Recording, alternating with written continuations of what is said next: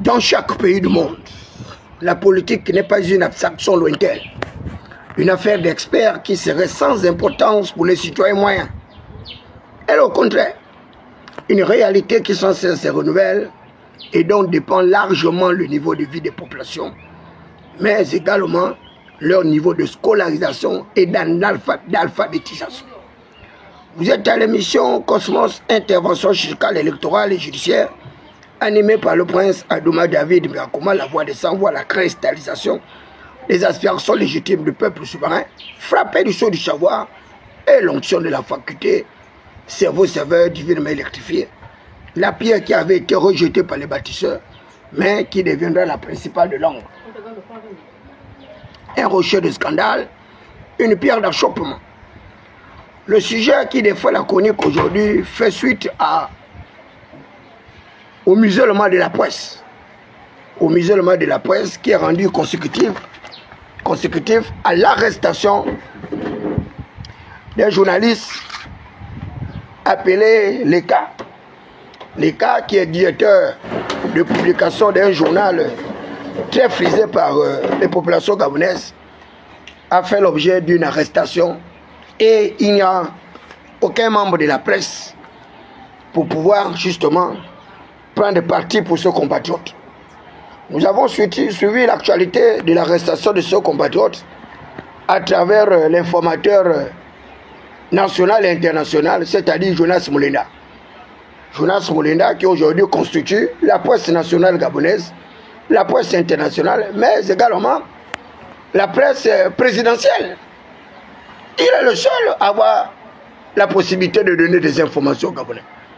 Dieu seul sait comment il arrive à se tirer d'affaire en obtenant ces informations, parce que l'affaire sur le pseudo-scandale de kidnapping du Chinois, c'est encore Jonas Moulenda qui nous avait informé. Et je suis à même de croire, à tort ou à raison, que Jonas Moulenda aurait des complicités dans la chaîne décisionnelle, et particulièrement la presse du palais, mais également ceux-là qui sont au cœur de l'exercice du pouvoir. Lorsque Brice Koté Oligui Nguema arrive à toucher, Jonas Moulenda est au courant. Lorsqu'il arrive à avoir des difficultés avec ses épouses, Jonas Moulenda est au courant. Et c'était encore Jonas Moulenda qui nous avait tenu informés du mariage de Brice Koté Oligui Nguema. Personne n'aurait pensé un seul instant que Brice Koté Oligui Nguema était en train de se marier quelque part avec sa charmante deuxième épouse que vous connaissez très bien, dont je n'ai pas besoin de faire de publicité. Cette épouse aujourd'hui qui constitue un véritable levier de croissance pour notre pays grâce à des investissements dans le domaine de l'éducation du côté du 3e arrondissement à la commune de Ntome, dont je suis résident. Et je voudrais d'ailleurs saluer au passage cette femme dynamique qui arrive à trouver du temps pour pouvoir s'intéresser à la misère des couches de population des quartiers précaires, particulièrement les orphelins. Donc, recevez mon témoignage, Madame Brice Koté Oligui Nguema, pour tous les efforts que vous consentez dans le cadre justement du soutien de toutes ces personnes vulnérables. Donc, l'arrestation du journaliste Leka est un fait majeur que nous devons dénoncer. Ce journaliste est non seulement journaliste d'investigation, également comme Jonas Moulenda, mais paraît-il c'est également un opérateur économique. Un opérateur économique sur le plan de la communication, donc il en a fait un véritable métier.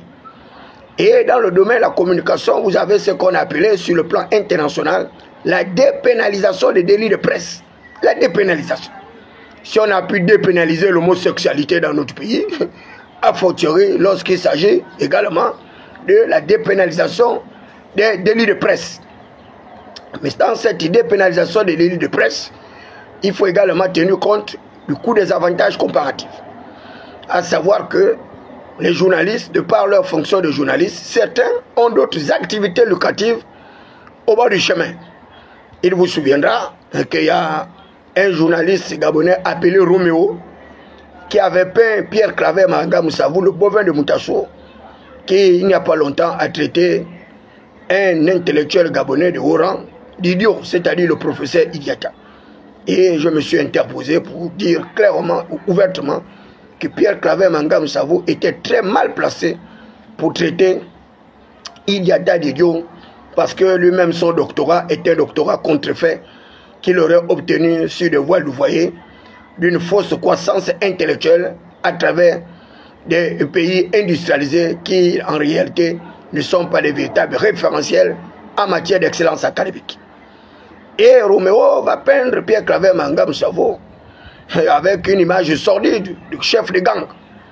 Et Mangam Savo, vice-président de la République, va débourser 50 000 francs dans une procédure grotesque, une procédure mercantiliste épicurienne, initiée d'ailleurs par les membres de la nébuleuse AGVN qui avaient pris le tribunal comme étant leur faire-valoir. Et Maranga va débourser cette faramineuse somme de 50 millions de francs CFA. 50 millions qui leur auraient permis de monter une entreprise en communication pour engager également des ripostes graduées, voire même des potis d'endignement et de conternement pour mettre hors d'état de nuire ce pseudo-journaliste Roméo, caractérisé par une espèce de fantasmagorie communicationnelle avec des atteintes à l'honneur, à la dignité des personnes. Et ce dernier va perdre le procès au niveau du tribunal de Libreville. Il va s'en tirer malheureusement à bon compte, avec une faible peine d'emprisonnement, mais avec les dommages et intérêts qui vont se chiffrer à près de 50 ou 30 ou 40 millions, quelque chose comme ça. Je crois environ 50 millions. Malheureusement, ce journaliste précarisé, prévaricasé, je ne pense pas une seule minute qu'il aurait permis à Pierre Claver Mangam Savo de rentrer en possession de ces dommages et intérêts. Mais dans tous les cas, Mangam Savo va se réjouir du fait qu'il aurait lavé son honneur et que toutes les accusations de chef de gang avaient pris le chemin de Damas et que c'était une haute manipulation de la nébuleuse AGVN pour lui faire perdre son poste de vice-président de la République avec un autre frère dont j'ai beaucoup d'estime, sinon la considération, M. Guy Bertrand Mapangou, et qui va perdre également son emploi de ministre d'État au niveau du ministère des eaux et forêts, mais ce dernier ne va engager aucune riposte, aucune plainte envers ce journaliste. Donc Pierre, comme on l'appelle, Mapangou, Guy Bertrand, a su faire preuve de hauteur, de grandeur d'esprit, et il va tout simplement rentrer chez lui en ayant perdu cet emploi pour avoir exécuté le principe de subordination hiérarchique, parce qu'il avait reçu l'instruction, voire même presque une injonction de la part du vice-président de la République, Pierre Claver Mangam Savo, pour que le même Chinois, paraît-il, et qui est à l'origine aujourd'hui de toute la situation décriée dans notre pays sur le plan sécuritaire, puisse rentrer en possession de 120 essences de Kevazingo. Le Kevazingo, c'est une essence prisée par la communauté internationale qui ne pousse qu'au Gabon, une autre richesse considérée comme une richesse forestière qui va défier également les bourses au niveau de notre espace pétrolifère. Donc c'est pour vous dire que la question des journalistes est au cœur des préoccupations majeures de notre gouvernance politique et économique que ce soit. Et c'est tout de même dommage que ce soit à l'ère de Brice Oligui Nguema, à l'ère de la 5e République où les journalistes sont cueillis à l'aéroport en toute violation d'ailleurs de nos règles de droit national et international, les règles de protection de ce métier de journaliste, mais également de protection des libertés publiques. Ce journaliste qui a été arrêté avec une arrestation presque spectaculaire, pour ne pas dire arbitraire, et comme si nous étions dans un régime politique stalinien caractérisé par une dictature féroce. Et je vous l'avais dit depuis longtemps, que ce régime politique caractérisé par une espèce de militarisation va causer des problèmes à Brice Oligui Nguema. Et nous ne sommes pas encore au début de nos peines. Parce que ces genres d'arrestations spectaculaires prouvent à suffisance que ces gens-là ne respectent pas la loi. Ne respectent pas la loi. Et notre loi fondamentale, d'ailleurs qui ne lise jamais, parle bien du principe de la représentation. La représentation. La même loi fondamentale adoptée à plus de 90% parle du principe de l'innocence. Et il le confirme clairement, comme je vais bien le répéter, que jusqu'à ce qu'on ait prouvé la culpabilité d'un individu au cours d'un procès contradictoire public, ce dernier est censé être considéré comme un innocent. Mais malheureusement, la présomption d'innocence au Gabon s'est transformée en présomption de culpabilité à cause des forces de défense et de sécurité, certains d'ailleurs ignorants de la procédure judiciaire. Mais le code de procédure judiciaire est clair. Les forces de défense et de sécurité sont sous l'autorité morale et judiciaire du procureur de la République. Et le procureur de la République, au même titre que les forces de défense et de sécurité, reçoit les plaintes et les dénonciations, et ces derniers sont chargés de rechercher les auteurs qui auraient commis ces actes délictuels afin de les traduire devant les tribunaux compétents chargés de les juger. Donc le B2 n'est pas un tribunal. La direction générale des recherches n'est pas un tribunal. Et il faut que ces forces de défense et de sécurité le comprennent, qu'ils sont des justiciables au même titre que les autres. Et également peuvent faire l'objet de procédures judiciaires. Et pourquoi pas être incarcérés? Pourquoi pas être incarcérés? Donc il faut que les forces de défense et de sécurité arrêtent de détruire le capital. Et aujourd'hui, toutes les personnes qui sont poursuivies à tort sont toujours sur l'effet du prince. Et c'est Brice Koto Oligui-Nguema qui en est accusé, alors que vous avez des forces de défense et de sécurité véreuses qui refusent de respecter la loi. Il vous souviendra qu'il n'y a pas longtemps, ces dernières ont fait assassiner un de leurs. Et nous avons perdu un brave soldat comme ça, par des mesures rétrogrades de contorsion, par des tortures et des flagellations. Or, la Déclaration universelle des droits de l'homme et du citoyen, dans un de ses articles, stipule très clairement que l'usage de la torture est strictement interdit avec tous les traitements inhumains ou dégradants. Même notre loi fondamentale a repris ce même article de protection des droits humains. Mais nous sommes au Gabon. On a vite fait de vous attraper parce que vous portez une critique objective à l'égard de ce système cabataire, cet État militarisé qui aujourd'hui étouffe le peuple comme une chape de plomb. Eh bien, on a bien fait de vous torturer et de vous faire subir plusieurs sévices. Mais ces gens-là ignorent qu'ils ont un procès en instance auprès du tribunal de Paris, en France, où certains de ces forces de défense et de sécurité ont été cités nommément dans les actes de torture, de flagellation, de meurtrissure à l'égard de la première dame Sylvia Bongo Valentin et son fils Nodine Bongo. Et d'ailleurs, nous apprenons que d'ici le 10 novembre, ces deux acteurs politiques de notre pays vont faire l'objet d'un jugement par coutumance au niveau de nos différents tribunaux. Et c'est une peine perdue. C'est dommage et regrettable. Et le peuple n'est pas dupe. De toutes les façons que vous arrivez à les condamner, à tort ou à raison, cela importe peu au peuple gabonais. Voilà, que nos dînes soient emprisonnés avec sa mère ou pas, eh bien, sachez-le que nous nous en foutons éperdument. Nous nous en foutons éperdument. Tout le monde a applaudi les forces de défense du sécurité pour avoir mis hors d'état de nuire la veuve blanche et son fils. Mais malheureusement, les forces de défense et de sécurité aujourd'hui sont en train de perpétrer le même système comateur, le même système apocalyptique, eschatologique que nous avons dénoncé. Et c'est bien dommage et regrettable. C'est une honte pour la 5e République. Cette 5e République qui aurait pu être un véritable levier de croissance économique social de notre pays, un système qui nous aurait permis d'accélérer le processus de maturation de notre démocratie, est aujourd'hui en train d'entraîner le peuple vers un système de monopartisme imbuit avec des effets dévastateurs. Et c'est triste, c'est regrettable de le dire. Et d'ailleurs, je voudrais condamner tous ces actes macabres où on arrive à faire arrêter un journaliste par propagande, par fantasmagorie, par opportunisme, par mercantilisme et épicurisme pour vouloir faire croire aux gens que le Gabon serait un état de droit à l'ère de la République de Brice Koto Oligui-Nguema. Jamais les libertés individuelles ont eu autant de régression. Jamais les atteintes à l'honneur, à la dignité des personnes n'ont jamais eu une telle flambée, une telle exponentialité. Et je vous le dis, c'est une honte, il faut que vous le sachiez. La 5e République est pratiquement aux antipodes de la réalité qu'on nous avait prophétisée.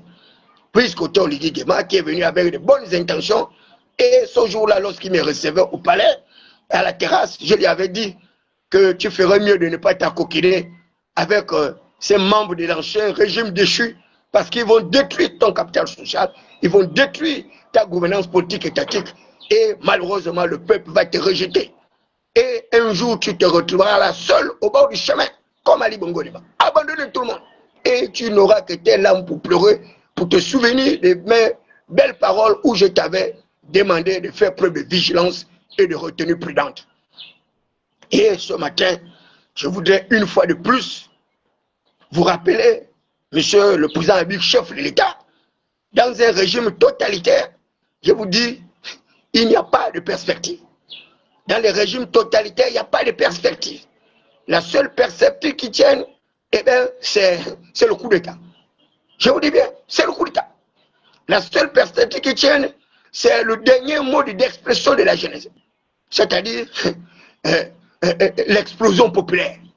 L'explosion populaire. Les émeutes, comme vous voyez, ce qui se passe actuellement en Côte d'Ivoire, comme ce qui est en préparation au Cameroun, comme ce qui fut d'ailleurs à l'époque au Mali avec Moussa Traoré, qui incarnait le totalitarisme de pouvoir qui malheureusement avait été battu en brèche par les étudiants. Et Moussa Traoré va prendre la poudre d'escampette. Il est de même pour plusieurs dictateurs, pour plusieurs dirigeants qui se caractérisent par l'absolutisme de pouvoir. Ces dirigeants n'ont jamais prospéré au-delà de leurs limites parce que le peuple aspire à des libertés. La liberté d'action, la liberté de manifestation, la liberté d'opinion, la liberté de culte, la liberté de création des partis politiques, la liberté de l'action syndicale et autres. Toutes ces libertés sont des évaluateurs de politique en matière de démocratie. Dès lors que ces libertés sont obstruées par les régimes totalitaires, eh bien, il n'y a pas de démocratie. Et ce matin, je voudrais rendre un hommage particulièrement appuyé à ma très chère sœur Carmélien Toutoum, et qui vient justement de battre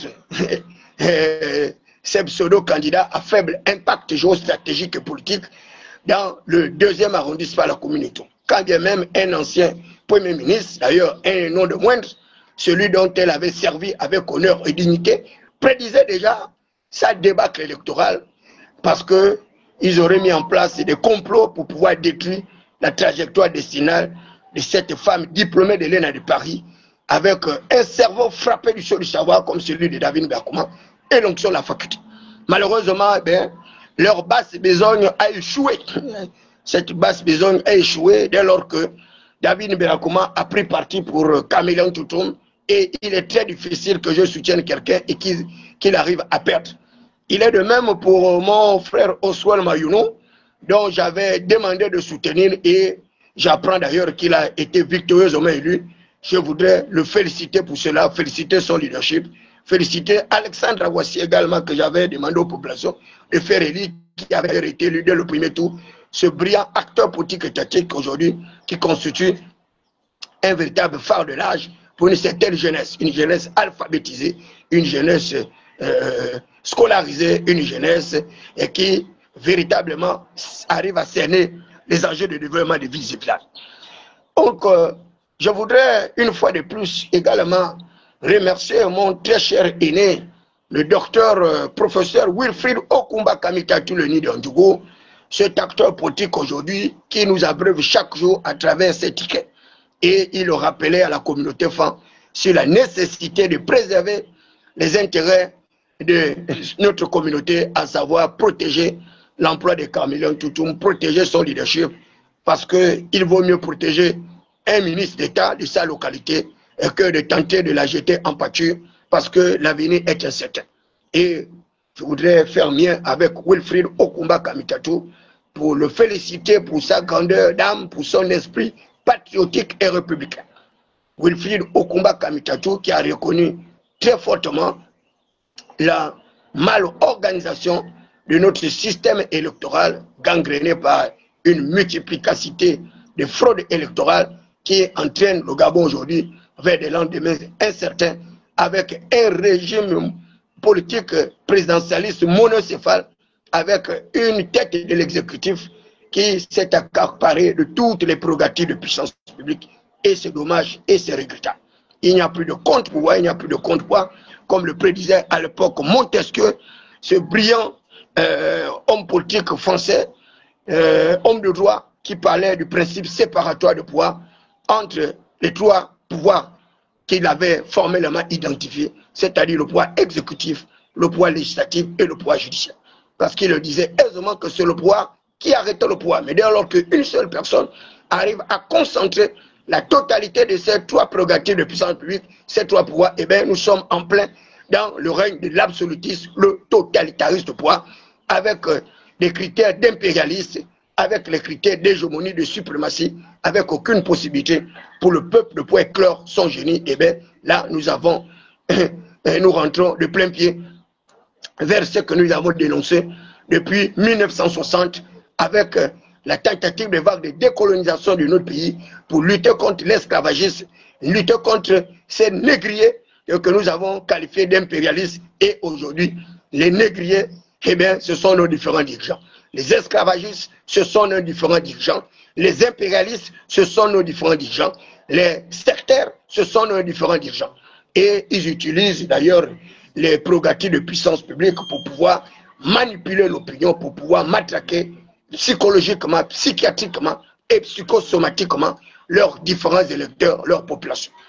On ne fait pas la politique contre la population. Faire la politique, c'est aider les populations à avoir accès à des minima sociaux, avoir accès à l'eau potable, avoir accès à l'énergie, avoir accès à l'éducation, avoir accès à la santé, avoir accès à des infrastructures, à un minimum de conditionnalité pour améliorer les indicateurs macroéconomiques, mais également les indicateurs de développement humain. Malheureusement, ces gens sont loin du compte. Mais ils n'ont pas les papiers. Il n'y a pas les papiers. Ils n'ont pas les papiers. Ils n'ont pas les papiers. Mais ils n'ont pas les papiers. Il n'y a pas les papiers. Ils n'ont rien. Ils n'ont rien. Ils n'ont pas les papiers. Et tu les vois bravir des faux doctorats devant Brice Cotton Ligidema pour vouloir, je ne sais pas, comment dire, le mystifier. Et je suis là pour les démystifier. Je suis là pour les démystifier. Je vous dis, je vous mets au défi. Appelez-moi le vice-président de la République, Séraphin Mounonga, sur un plateau de télévision. Comme ça, nous allons débattre sur la croissance économique, sur les enjeux sécuritaires de notre pays, sur le développement de notre pays. Je verrai comment est-ce qu'il va s'en sortir. Et ce n'est pas des plateaux où on a des questions. Non, non, non, non, non. Hein? Le journaliste fait des questions s'instantantes. Ce n'est pas les petits trucs qu'ils font là. On donne des questions pour aller préparer à la maison. Non, non, non, non, non. Il n'y a pas de ça. Et c'est pareil pour Alexandre Barreau-Chambrier. Pareil pour Memouchi. Invitez-les sur les plateaux de télévision. Vous m'invitez, moi, David Berkouma. Je vais démystifier ces gens. Je vais leur apporter la preuve qu'ils ont fait des très mauvaises études. Ce sont des études contrefaites obtenues dans des universités de fortune de pays pseudo-industrialisés. Même dans les pays industrialisés, il y a des faux établissements. Certains établissements, d'ailleurs, non reconnus d'utilité publique. Mais si c'était des gens qui avaient obtenu des diplômes comme Camélan Toutou à l'ENA de Paris, j'aurais compris. Ou bien mon petit frère Junior Bungo à Var, à la Sorbonne, j'aurais compris. Parce qu'il y a des pôles d'excellence académique dans l'humanité. Donc, ce n'est pas parce que vous aurez obtenu des diplômes dans des petits pays industrialisés à faible niveau d'apprentissage, à faible niveau de qualification intellectuelle, et vous venez mystifier les Gabonais parce que quoi, vous vous gargarisez d'avoir des doctorats. Des docteurs en économie avec un pays qui est en pleine putréfaction, qui est en train de se dégrader comme ça, dont les indicateurs sont en train de se détériorer, et vous faites quoi à Brice Cotton Ligidema que vous êtes des experts? Vous êtes des experts en rien du tout. Parce qu'un pays comme le nôtre a revenu intermédiaire de la tranche supérieure avec autant de possibilités, avec autant de coûts d'avantages comparatifs, cette misère-là ne peut pas se justifier. Je dis bien, cette misère ne peut pas se justifier. Cette impossibilité, cette incapacité notoire du gouvernement de pouvoir répondre aux attentes des populations ne peut pas se justifier. Regardez l'université Omar Bongo Ondimba, un véritable mouroir d'intellectuels. Regardez l'université des sciences et techniques de Massoko, où les étudiants sont en grève, à la recherche d'une gargote, à la recherche d'une beuverie, d'une chasse mouchetée, et ce gouvernement n'est pas capable de réfectionner un campus universitaire. Ils ne sont pas capables de réfectionner un restaurant. Ils ne sont pas capables de redynamiser l'université Omar Bongo Ondimba. Et tu les vois à l'Assemblée nationale, on me dit qu'ils sont allés pour défendre les budgets prévisionnels de 2026, leur budget sectoriel, alors que c'est de simples manipulations. Quel budget? Ils ont quel budget? Quel budget? Et hier, je vois le ministre des Affaires étrangères qui est venu faire ses esplégheries à l'Assemblée, devant l'Assemblée nationale. Lui-même est ministre, il est devenu député. Pourquoi il est allé à l'Assemblée nationale? Il fallait qu'il reste ministre comme il est ministre des Affaires étrangères. Hein? Il a sauté à pieds joints dans une élection tronquée pour se retrouver député du côté justement de Port-Gentil parce qu'il aimerait fuir. Il aimerait se sécuriser, avoir l'humilité parlementaire pour ne pas être poursuivi pour plusieurs délits dont on va reprocher les autres. Et voilà comment la 5e République se caractérise. Les gens sont juges et partis. Il va défendre un budget auprès de la Chambre bicamérale monocolore, dont lui-même est en même temps député. Donc, il est en même temps ministre, où il va aller. C'est pas croyable. C'est ça le totalitarisme. Vous ne pouvez pas être juge et parti. Voilà quelqu'un qui est ministre des Affaires étrangères, qui part pour défendre sa politique budgétaire à l'Assemblée, et lui-même, il est encore député de cette même Assemblée. Bon, quel contrôle on peut exercer dans de telles conditions? Où vous avez votre supérieur hiérarchique, qui plus est un ministre, appartenant d'ailleurs à votre écurie, l'Union démocratique des bâtisseurs, et il est en même temps député. C'est ça le totalitarisme, où les gens arrivent à une espèce d'accumulation de titres honorifiques et nominatifs, mais sans aucune productivité, sans aucune valeur ajoutée, sans aucune amélioration des conditions de vie des Camerounais. Vous arrivez au ministère des Affaires étrangères, mais vous seriez peiné, vous seriez choqué. Nous avons des ambassadeurs qui ont été relevés de leurs fonctions, des ambassadeurs qui ont dépassé l'âge de la retraite, mais ils refusent de rentrer. Ils sont là-bas à l'étranger. Le ministre n'arrive pas à les faire rentrer. On a des compatriotes retraités qui doivent rentrer au Gabon. On n'arrive pas à les faire rentrer. Il n'y a pas l'argent. Bon causalité. Il n'y a pas l'argent. Et il défend un budget fictif. Un ministre des Affaires étrangères qui n'arrive pas à payer le carburant pour transporter ses agents. Qui n'arrive pas à enlever une poubelle dans son administration. Il a fallu que j'aille faire du bruit là-bas, tempérer, pour qu'il arrive à enlever la poubelle qui a traîné là pendant des années à l'intérieur de son ministère. Devant, au vu, au su des agents de force de défense et de sécurité. Et ce sont eux qui nous font croire, à tort ou à raison, que le Gabon serait un état de droit. Quel état de droit? Vous parlez de quel état de droit? Vous êtes en train de faire pire qu'Ali Bongo Diba. C'est quand même incroyable. On arrête un journaliste avec des prétextes fallacieux, avec des accusations superfétatoires, où on l'accuserait d'avoir obtenu des marchés de gré à gré et qu'il aurait procédé à des actes nocifs de détournement de fonds publics. Comment un journaliste va aller détourner des fonds publics dans une administration dont il n'est pas un administrateur de crédit, encore moins un administrateur délégué de crédit? Vous faites c'est quelle justice vous faites comme ça? Vous êtes quel genre de juge? Vous êtes quel genre de force de défense et de sécurité pour faire autant de bavures, faire n'importe quoi? Et c'est Brice Koto Ligiguema qui arrive en pâtir de votre incapacité notoire de respecter l'état de droit, de respecter les procédures judiciaires. C'est une honte. Je dis bien, vous faites honte à la 5e République. Parce que nous, pareil. Même les agents de force de défense et de sécurité, ils n'ont pas les papiers. Ils ont été recrutés comme ça. Avec le niveau de CM2, CP2, CP3, C1, 4e, 6e, 5e. Et on voit bien même dans les recrutements. Et on se retrouve comme ça avec des voyous, des délinquants, des brigands, des gangsters. Au sein des forces de défense et de sécurité. Qui ne respectent rien. Parce que quoi? Ils ont les galons, ils ont les fusils d'assaut, les ordres de Staline. Donc, ils peuvent massacrer tout le monde. Ils ne savent pas que user de la torture pour avoir les aveux des détenus est interdit. Ce n'est pas leur problème. Ils vous arrêtent, ils vont vous bastonner, vous torturer. On a vu même à l'époque, certains arrivaient même à vous faire commettre des sévices sexuels. Voilà. Et une bande de moussaillons, un être humain, tu l'arrêtes à tort et tu arrives à le déculotter pour tremper ton pinceau dans son arrière-train. Tu es maudit. Aussi bien que tu seras maudit, ta famille sera maudite, tes enfants seront maudits, tu seras maudit dans les champs, maudit dans les marais, maudit dans les rivages, partout où tu iras. Tes enfants seront le plus bétail de tous les bétails de l'humanité. Parce qu'on ne peut pas exercer une telle violence sur des personnes. C'est pas croyable. Un agent de force de défense et de sécurité est un modèle chip de citoyen. Je dis bien un modèle chip de citoyen. La droiture doit le caractériser. La justice doit être son fer de lance. Et la retenue et la vigilance. Mais regardez comment ils sont. Non, ils font n'importe quoi. Ils font n'importe quoi. Ils sont comme sur un terrain conquis, comme s'ils ont reçu des ordres de faire tout ce désordre. Mais ça son corps défendant. Si Brice Cotton est vraiment en train de blaguer avec sa propre, avec les membres de sa famille, s'il pense que, parce qu'il voit ce calme-là, que tout est parfaitement compris. Mais, mon très cher petit frère, monsieur le président, mais ne pensez pas que tout est acquis, que tout est accompli. Vous êtes en train de voir ces tombeaux-là, mais vous ne savez pas les gens qui sont à l'intérieur de ces tombeaux.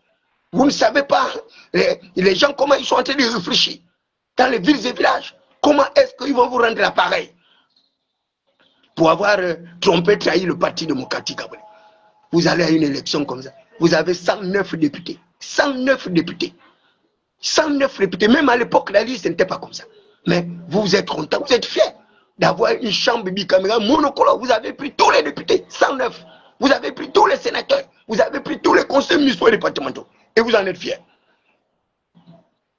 Comment vous pouvez vous réjouir d'avoir un système politique où vous serez le seul, où vous serez le seul régent? Ça n'a pas de sens. Et vous avez adopté la démocratie pluraliste. La pluralité démocratique, c'est la pluralité d'opinion. Pour créer une espèce de collégialité gouvernementale au sein de nos différentes chambres. Il faut des équilibres pour que la démocratie soit maintenue, même dans ce semblant de démocratie. Mais vous rejetez tous les principes démocratiques. Mais on est dans quel régime? On est dans quel régime?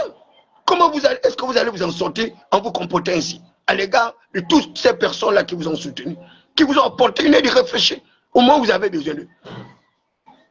Vous pensez que l'humiliation de Jean-François Ndongou, l'humiliation de Blaise Oulembé, les autres, Angéline Gama et autres, ces gens-là vont vous laisser impunis? Vous savez comment ces gens-là réfléchissent? Et vous êtes heureux d'avoir 109 députés et vous êtes content, vous pensez que vous avez gagné. Mais qu'est-ce que vous n'avez rien gagné. Vous avez 100, parmi vos 109 députés, il y a au moins 80 ou 90 pédigistes. 80 à 90 pédigistes avec la même idéologie. La centralisation excessive du pouvoir. Et c'est ça là qui vous a amené là-bas. Et vous êtes tombé à pieds joints. Et vous pensez que ces gens-là sont avec vous. Mais c'est que vous ne connaissez pas bien les pédigistes. Les pédigistes, qu'ils soient dans l'opposition, qu'ils soient dans la majorité, qu'ils soient des pédigistes militarisés, c'est-à-dire avec des pistolets, des ordres automatiques et autres Staline, eux ils restent pédigistes. Eux ils restent pédigistes, ils ne changent pas. Ils naissent pédigistes, ils grandissent pédigistes, ils mourront pédigistes. Donc si vous pensez que parce que vous les avez pris à gauche, à droite, pour les mettre dans votre formation politique, que vous aurez accompli un acte salvateur pour la protection de votre pouvoir, c'est peine perdue. Ça, je vous le dis aujourd'hui, c'est peine perdue. Ces gens-là ne changeront jamais de manière de s'asseoir. Ce sont des idéologues avec une idéologie macabre, basée sur la centralisation excessive du pouvoir. Et vous êtes rentrés en plein pied là-dedans. Et là, même vos propres alliés, vous les avez détruits. Votre allié Gervais Onan, avec un seul député, son parti est déjà éliminé. Et pourtant, il faisait un travail assez important pour pouvoir éduquer les populations selon les principes démocratiques, pour pouvoir organiser, structurer toutes ces personnes. En dehors d'un autre cercle que celui du Parti démocratique gabonais. Vous avez détruit votre propre collaborateur. Un seul député. Son parti est dissous.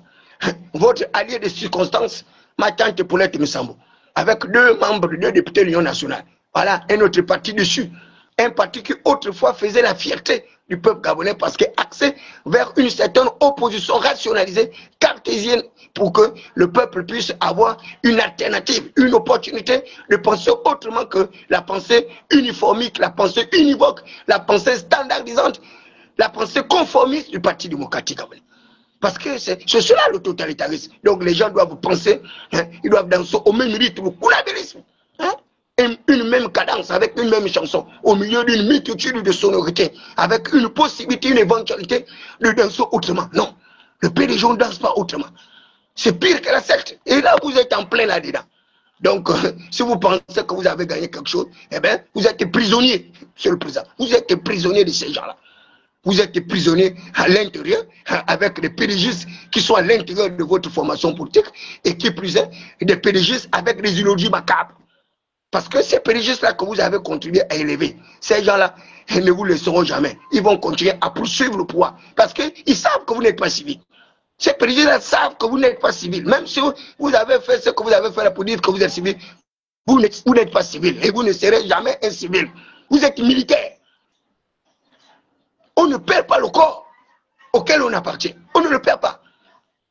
Moi, je suis du corps des affaires étrangères. Je suis secrétaire des affaires étrangères. Même si ils ont décidé de me traiter en conseil de discipline, même si on m'enlève de cet emploi-là, jamais je perdrai mon statut de secrétaire des affaires étrangères. Même au chômage, on m'appellera un secrétaire des affaires étrangères. Il est le même pour les militaires. Les militaires ne peuvent pas se déshabiller. Le militaire ne peut pas changer de fonction. Ce n'est pas possible. Ce n'est pas possible. Vous êtes né militaire, vous grandissez militaire et vous mourrez militaire. Donc ces gens-là avec lesquels vous vous êtes accoquinés, sachez-le que ces gens ont les mêmes ambitions, les mêmes impétences de pouvoir que vous. Et il y a plus de 20 ans, 30 ans, ces gens-là cherchent le pouvoir. Ils cherchent les positions de pouvoir. Ceux qui n'ont jamais pu obtenir par la voie des urnes. Vous avez bien vu comment Barrow Chambi a eu toutes les peines et les difficultés pour être élu simple député. Mais vous l'avez transformé en vice-président de la République. Même à l'époque d'Ali Bongo Deba, Barrow Chambi n'aurait jamais pu occuper une telle fonction. À l'époque d'Ali Bongo Deba, Séraphin Mundunga n'aurait jamais pu occuper une telle fonction de vice-président de la République. Voilà, des gens qui occupent des fonctions à tort, sans aucune légitimation de pouvoir. Tout simplement par la volonté du prince. Mais attendez voir le coup que ces gens-là vont vous préparer. Si vous ne le savez pas. Mais ils ont déjà préparé un cocktail Molotov en matière d'évaluation des politiques publiques. Donc votre loi de finances que vous êtes en train d'éplucher à l'Assemblée, Monsieur le Président, c'est une loi de finances qui n'a aucun contenu, aucune existence, parce que quoi? C'est une loi de finances contrefaite dans un seul but, justement, de vous faire tourner en dérision pour que les Gabonais puissent croire que vous n'êtes pas à la hauteur de votre tâche. Et les faits sont là. 7 000 milliards de prévisions budgétaires pour 7 000 dettes. Ça n'a pas de sens. C'est un budget nul. Mais ils vous diront que c'est un budget en équilibre. L'équilibre de Pangloss. Un budget, un minable budget comme ça. On dirait des gens qui n'ont même pas fait l'économie. Non. Un tel budget prévisionnel avec un taux d'endettement excessif que nous avons. Mais bientôt, vous allez dépasser la norme admise par les organismes financiers continentaux. Donc, rien que dans notre sous-région, avec la BUAC, la Banque économique des États d'Afrique centrale et autres, vous allez dépasser le seuil admis par la norme continentale. Donc, moins de 80%. Lorsque vous allez arriver à osciller les 86%, les 90%, les Gabonais vont rire de vous. Ils vont se moquer de vous avec vos économistes et des bas quartiers de Faubourg de Paris, d'Oxford et de Cambridge. Mais il n'y a pas de papier. Lorsque vous prenez comme ça un banquier comme Henri-Claude Hima, un homme fortuné comme ça, vous le mettez à côté de vous et vous lui gonflez des titres honorifiques comme ça qui ne servent à rien. Et il cumule comme ça des fonctions, il a même temps juge parti. Et pourtant, vous avez trouvé un conflit d'intérêt quand c'était Hervé Patrick Opianga. Mais comme c'est votre oncle, vous préférez le garder là, en pleine violation de la loi. Et il n'y a personne pour dire que cet acte doit être combattu et dénoncé. Non, parce que quoi? C'est votre parent. Et les gens ont peur de vous dire que vous faites mal. Pour votre propre bien. Moi, je le dis pour votre propre bien. De toutes les façons, nous, on n'a rien. Qu'est-ce qu'on peut perdre sinon quelque chose qu'on n'a pas gagné? Vous m'avez reçu, vous n'avez pas été capable de respecter vos propres ordres, vos propres orientations. Un chef d'État dont les ordres ne sont pas respectés par ses collaborateurs. Et vous pensez que vous arrivez à commander? Ça, c'est être un dirigeant, être un membre d'un exécutif totalitaire. Vous donnez une instruction à votre collaborateur, passe outre, il ne respecte pas votre instruction. Et vous trouvez cela normal? Pour un chef d'État de votre Trump qui arrive à violer son serment, à violer sa parole donnée, et vous voulez que les gens vous prennent au sérieux, que les gens vous accompagnent dans cette mégalomanie politique, administrative et financière, mais ça ne peut pas marcher. Mais comptez bien sur vos propres gens. Lorsque vous serez dans le tourment, ces gens vont vous abandonner. Vous serez pire qu'Ali Bongo Deba. Ils vont vous abandonner. Retenez bien cette phrase. Nous sommes un dimanche. Moi, je suis un fils des prophètes. Je suis un fils d'Isaac. Jamais j'ai prophétisé et la prophétie ne s'est pas accomplie. Jamais. Je vous dis, il vous reste très peu de temps pour pouvoir vous réajuster. Si vous n'arrivez pas à vous réajuster pendant le temps requis là, ça va être une catastrophe pour vous. Ces gens-là vont se moquer de vous. Parce que la crise arrive. La crise économique arrive. Elle va frapper le Gabon. Les gens deviendront de plus en plus pauvres. Vous avez vu ce qu'ils ont fait? Ils vous ont entraîné dans les casses. Vous êtes allé casser les pauvres maisons. Et les pauvres maisons de mon père qui ne vous a rien fait. Donc son enfant vous a soutenu tout le long de votre campagne. Tout le long de votre légitimation de pouvoir. Vous êtes venu, vous avez tout cassé. On n'a plus d'héritage, on n'a plus de maison, on n'a plus rien. Et vous prenez encore les maisons que je vous ai montrées. Kali Bongo n'a pas construit plus de 1080 maisons. Vous arrangez ces maisons, vous donnez à vos amis. Quel est ce genre de gouvernance?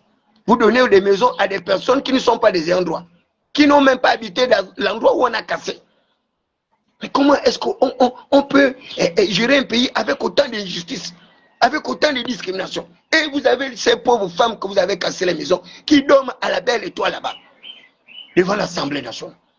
Vous êtes un chef d'État. Vous êtes là pour réparer les torts, mais vous les accentuez encore. Vous avez laissé là-bas. Vous n'avez même pas réglé le problème. Mais je vous dis, vous n'allez pas construire là avant 2 ans, c'est pas possible. C'est pas possible, parce que les bailleurs de fonds ne vous donneront jamais l'argent pour construire sur cet endroit-là, parce que eux, ils savent déjà que c'est un endroit litigieux. Dès lors que vous avez déguerpi les gens sans pouvoir les reloger, sans pouvoir aider ces personnes-là à rentrer en possession de leurs biens. Et ces gens vous ont menti. Oh, on leur a payé les maisons, on avait payé les terrains. Jusqu'à aujourd'hui, il n'y a pas les papiers. Venez montrer les papiers et les bons de paiement, zéro. Et on a distrait tout le monde, on a satisfait l'appétit de quelques résidus qu'on a bélis du palais et on a fait taire tout le monde. Mais vous ne savez pas que tous les déguerpis là, certains sont déjà rentrés au village. Parmi eux, il y en a qui sont déjà morts. Tout simplement à cause de ceux-là qui gravitent autour de vous. Vos courtisans intrigants. Et vous arrivez comme ça, vous quittez de l'étranger, vous venez, vous assumez cette entière responsabilité pour dire que c'est vous qui avez envoyé les gens. Quand bien même on sait que c'est faux. Mais comment est-ce que vous pouvez vous attribuer des péchés d'autrui? Vous allez vous accaparer des péchés d'autrui, des péchés qui ne vous appartiennent pas. Et vous préférez vous en accaparer et vous êtes content. Vous vous enorgueillissez de récupérer les péchés d'autrui, les péchés d'autrui. Les acteurs politiques qui flagellent la veuve, qui flagellent l'orphelin, qui bastonnent le pauvre, le misérable. Et vous prenez tous ces péchés-là. Vous dites non, c'est moi qui les envoie. Oh non, mais ça, c'est pas croyable. Vous quittez la boue, vous êtes maintenant à Anzarion. Vous êtes venu, vous avez tout cassé aussi. Mais le maire casseur, est-ce qu'il s'est en sorti? Lorsque je disais au maire de Libreville que mais tu ne sais pas que tu es en train de faire ta propre propagande, une contre-propagande. Et il est quand même candidat, il était quand même candidat tête de liste dans le 5e arrondissement. Vous voyez des gens comme ça. Tu mets des Libreville, tu casses les maisons des gens en plein processus électoral. Et tu vas encore vers ces électeurs-là pour demander leur voix. Est-ce que ces gens-là, vraiment, vous êtes des êtres réfléchis? Vous êtes des êtres réfléchis? Vous avez quitté Nzaïo. Ils sont maintenant au Vendo. Ils sont allés raser là-bas aussi. Les familles en détresse, partout. Toute la ville, il n'y a que les pleurs. Les gens pleurent le matin, les gens pleurent le jour, les gens pleurent la nuit, les gens pleurent leur maison, ils pleurent la nourriture, ils pleurent le travail, ils pleurent la faim, ils pleurent tout le monde. Et ces gens-là ont pour point de puissance Biscoto Ligigem. Et vous pensez qu'avec toutes ces malédictions-là, que vous-même vous êtes venus vous approprier, vous allez vous en sortir. Juste à une efficacité. Vous ne savez pas que lorsque les orphelins, les pauvres pleurent, l'Éternel entend leurs cris. Vous êtes chrétien, pourtant vous allez dans les églises. Et vous vous associez à des malfaiteurs, des gens qui font du mal à votre pauvre population, des gens qui ont voté pour vous. Vous ne savez pas que la Bible dit de ne pas marcher avec le moqueur, de ne pas vous asseoir avec la table des méchants, que les mauvaises compagnies corrompent les bonnes mœurs. Mais on va vous l'expliquer. Comment est-ce qu'on va vous expliquer? On va vous faire entendre raison comment. On vous a dit de ne pas marcher avec Nazi. Vous avez marché avec Nazi. Vous l'avez donné l'argent. Vous l'avez donné des instructions pour nous insulter, nous qui sommes vos soutiens. Ça a donné quoi? Le même nazi s'est retourné contre vous. Le même nazi s'est retourné contre vous. Où en sommes-nous aujourd'hui avec l'affaire des nazis? On vous a dit de ne pas marcher avec les brigands, avec les gangsters, avec les voleurs, avec les criminels. Vous continuez à marcher avec eux. Vous êtes à quel niveau avec le roi béni?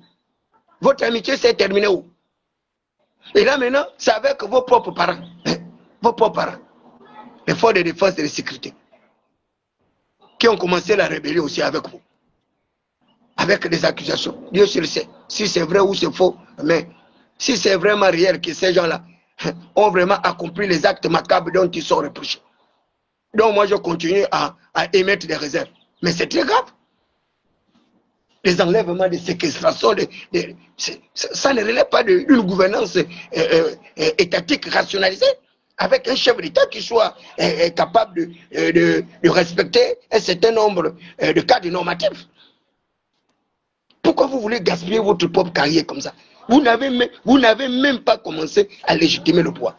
Vous avez déjà tout dit. Vous parlez de la 5e République. Vous n'êtes même pas encore entré dans la 5e République. Mais regardez comment le climat social est détérioré. Alors que je vous ai avisé de faire attention pendant cette consultation électorale. Voilà. Vous avez 109 députés. Avec 80 PDGistes parmi vos 109 députés. Plus 16 PDGistes qui ont été élus à l'arraché. Ces pauvres PDGistes qui se sont accrochés. Comme les Caméléons Toutoum, les Blaise Bembe, l'Angeline Goma et les autres. Et certains même de ces PDGistes, vous les avez aidés. Sans quoi le PDG aurait eu peut-être 3 ou 4 députés. Alors que, lorsqu'on est allé au dialogue, le peuple vous avait dit, le peuple vous avait bien dit de dissoudre le PDG. Et de dissoudre toutes les autres formations politiques. Vous n'avez pas écouté. Mais vous avez cru que le peuple n'était pas constant. Mais le peuple a été constant. Le peuple a donné une débâcle sévère au PDG. Les 16 là, c'est vous qui les avez repêchés parce que ce sont vos amis. Les Blaise Bembe, les Angélique Ngoma, les autres là, c'est vous qui les avez aidés. On a bien entendu cette communication de l'ancien Premier ministre Biogemba qui le disait clairement qu'il y a eu des consignes qui ont été données pour faire mordre la poussière Caméléon Toutoum. Et que si vous-même, le chef d'État, vous n'intervenez pas, il y a de fortes chances qu'elle ne gagne pas. Donc c'est vous qui faites nommer les députés à la place d'une élection. Mais ça c'est très grave. Ça c'est des propos révélateurs d'un vaste complot, comme tout le monde l'a dénoncé, que ces élections se sont très mal organisées. Et Mundunga vient nous raconter ces balivernes, il vient faire de fausses communications pour dire que l'élection s'est très bien passée sur l'ensemble du territoire, à part quelques 2%. Et parmi ces 2% là, dans sa propre ville où l'incarne l'impérialisme, le totalitarisme suprématique et hégémonique du pouvoir, chez lui, on a annulé parce qu'il y a eu la tricherie. Bon, où est le thème référentiel? Tu viens défendre l'indéfendable. Tu viens dire que l'élection s'est bien passée, mais en revanche, chez toi, ça s'est très mal passé. Quel est ce genre d'argument? Quel est ce genre d'argument? Est-ce qu'une chose peut être et ne pas être? Vous dites non, ça s'est bien passé, sauf que chez moi, ça s'est mal passé. Est-ce que ça c'est la réflexion de quelqu'un qui veut vous aider dans votre gouvernance politique? Mais là, vous avez encore une dernière occasion. Vous avez une dernière occasion là. L'élection est finie, tous les partis politiques ont disparu. Il ne reste plus que le PDG et l'UDB. Entre-temps, tout le monde sait que le PDG, c'est l'UDB, l'UDB, c'est le PDG. Bonnet blanc, blanc bonnet. Vous êtes les membres d'une même famille, d'un même père, d'une même mère. Le PDG, c'est l'UDB. Le PDG, c'est l'UDB. L'UDB, c'est le PDG. Et vous n'avez même pas caché cela, malgré le fait qu'on vous a dit que non, vous vous êtes associés pour conserver les privilèges des nantis. Et on voit bien comment vous êtes en train de protéger leurs privilèges. Comment vous protégez, comment on l'appelle, Henri-Claude Ohima, dans ce totalitarisme exagéré de pouvoir. On voit comment vous protégez la famille de Cheux. On voit comment vous protégez les aristocrates, les nantis, comment vous protégez les grandes familles. On voit comment vous reproduisez le même système qu'on a dénoncé avec les mêmes injustices sociales. avec la même énergie du désespoir incarné par le peuple. Aujourd'hui, le peuple est trahi. Et ils vont vous faire payer très cher cette trahison. Il ne faut pas penser que les Gabonais oublient très facilement. Les Gabonais savent reconnaître le bourreau. Quand vous faites bien, ils vous diront que vous avez bien fait. Mais lorsque vous faites mal, même s'ils n'auront pas le courage de vous le dire, moi je viendrai vous le dire. Je vous le dis, cette élection-là que vous avez organisée, c'est un échec. C'est une honte. Ça, ce n'est pas une élection, c'est une parodie électorale. Ça, ce n'est pas l'élection, ça, là, ce qu'on a vu là. Ce n'est pas ça la démocratie. La démocratie ne peut pas se réduire à ça, à l'uniformisme, au conformisme, à la standardisation des pensées. À l'époque, même Omar donnait l'argent aux opposants pour faire la campagne. Peut-être pas les mêmes moyens. On a vu avec la gauche, il donnait l'argent, même à ses adversaires, pour faire la campagne, pour créer l'équilibre, pour créer l'humiliation. Mais regardez ce que vous avez fait. Vous donnez l'argent aux membres de votre propre parti. Et nous, vous ne nous donnez rien. En tant que nous, on vous a soutenu pour légitimer le pouvoir. Lorsque vous étiez en difficulté après la prise de pouvoir, c'est pas moi, David Belakouma, qui allait vous défendre sur le plateau de télévision. Vos amis étaient où? Ceux-là à qui vous avez donné l'argent, que vous avez transformé en député. C'est nous qui aurons pu devenir des députés pour continuer à vous protéger. Vous êtes allés prendre des ignables, des illettrés, parce que quoi? Ils sont certainement dans les mêmes sectes que vous. C'est honteux. Regarde mon frère Alexandre Mikonji. Il vous a défendu combien de fois? Combien de fois? Pendant les 2 années. Même 2 années avant en arrière. Il est resté à vous soutenir. Mais regardez comment vous l'avez recommencé. Vous faites battre quelqu'un comme ça, qui aurait pu porter sa voix à l'Assemblée nationale pour pouvoir représenter certaines communautés. Et vous prenez les mêmes noms de nantis. Donc les filles de grandes familles, on voit là-bas Chantal Miboto, députée. C'est une honte. Chantal Miboto, elle a besoin d'être députée. Elle fait quoi avec ça? Le salaire de député, c'est le salaire de croquettes de ses chiens qu'ils mangent en une journée. Voilà des gens qui vont aller occuper des postes de responsabilité où on aurait pu laisser des véritables leaders de quartier sous-intégrés aller défendre la patrie, aller défendre votre système mortifère, votre système rétrograde, grabataire qui n'a aucune perspective pour le peuple. Quelle perspective vous allez donner au peuple? La perspective est où? Elle va sortir par quel mécanisme? Avec quelle croissance? Avec quelle croissance? Avec et quel programme de société? Votre programme de société là qui est déjà décapité par vos propres collaborateurs.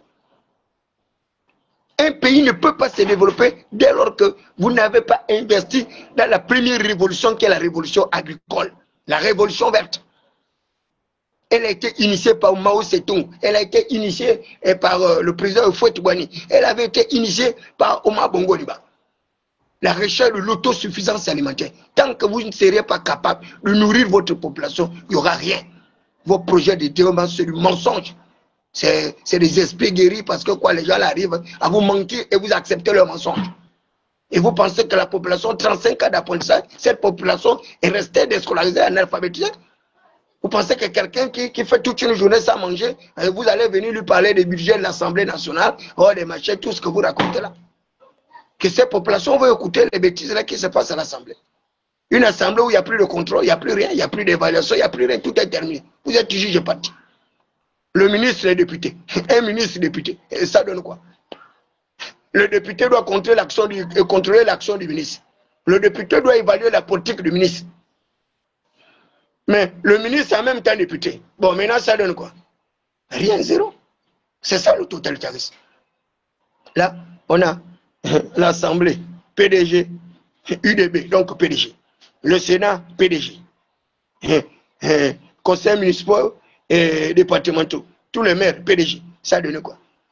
Vous avez pris les militaires, vous les avez mis là 2 ans au sein des mairies.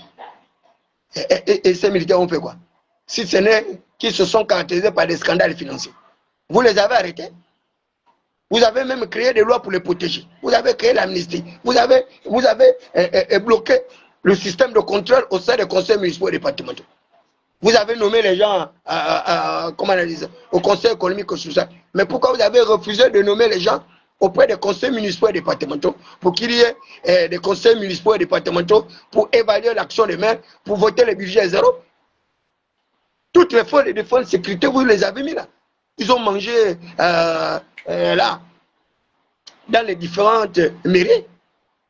où il y a eu les délégations spéciales. Vous savez depuis combien d'années j'avais prévu les délégations spéciales? 4 années avant en arrière. Vous n'étiez même pas encore là. Que je parlais déjà des délégations spéciales. Je parlais déjà de la chute de tous les maires de Libreville. Ils sont restés en poste, tous ont chuté.